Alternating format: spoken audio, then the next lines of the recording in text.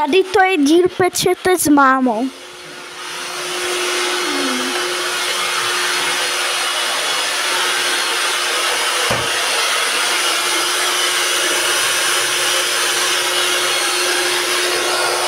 Tady má připravený vlastně, co? Tady je hotová roláda s těstem upečená. Bez mouky, ale tady se rýsuje lehačka.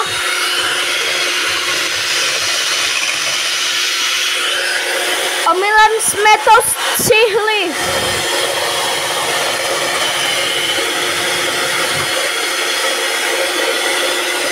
O 10 minut později. Dejte si pozor, aby tam nebyly hůzky. Abych to nepřišlehala. Takže... Já to nesladím, dělám to na přírodno. A... Pozor.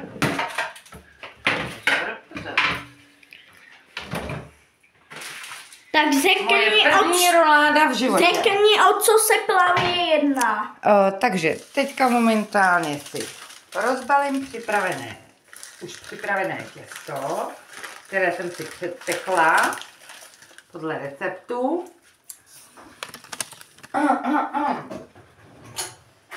Je to těsto bez mouky, nedávej to tak blízko, a je to s moučkovým cukrem. Vše posypané moučkovým cukrem. Teďka tam takhle dám tu šlehačku, kterou jsem jenom ušlehala, je to 250 gramů šlehačky, 250 ml šlehačky. A řekni tam všechny potřebné věci. Jo, takže 6 vajec, 3 lžíce kaká, 100 gramů moučkového cukru,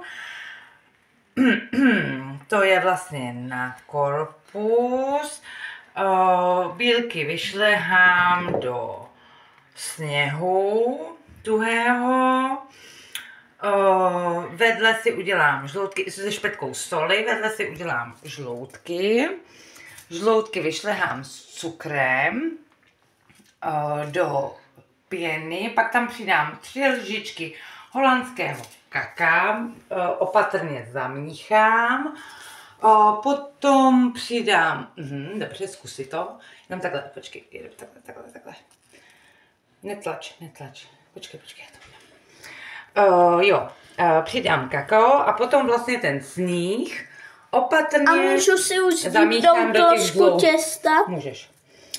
A opatrně zamíchám do těch žloutků. To těsto je fakt dobrý. Potom troubu si rozehřeju na 190 a takže tam budu dát 190. Připravím si vlastně plech. Ne, to už je hotový. Tohle už je hotový.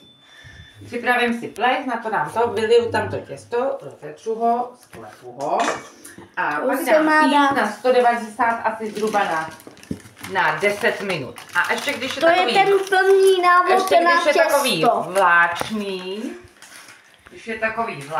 tak ho ještě vyndám po těch 10 minutách. Tak ho vyndám, pocukruju ho a otočím ho, položím na to pečící papír a otočím ho. A pak ho ještě teplý zabalím do toho pečícího papíru, takhle jako látku, tak. Pak to nechám vychladnout, pak si vezmu prostě smetanu ke šlehání, vyšlehám ji, zabalím a roláda je hotová. Moje první roláda.